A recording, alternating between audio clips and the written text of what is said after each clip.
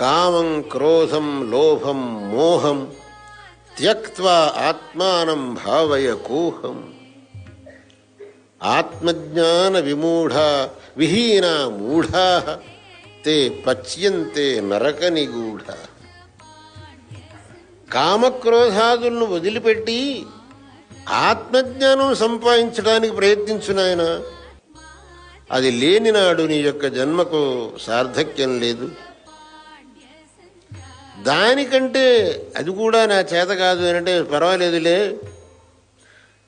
జ్ఞేయం గీతా నామ సహస్రం ధ్యేయం శ్రీపతి రూపమజస్రం నేయం సజ్జన సంగే చిత్తం దేయం దీన జనాయ చ విత్తం. మిగతాది ఏది నా చేత కాదు అంటే అదంతా మానేసేయి.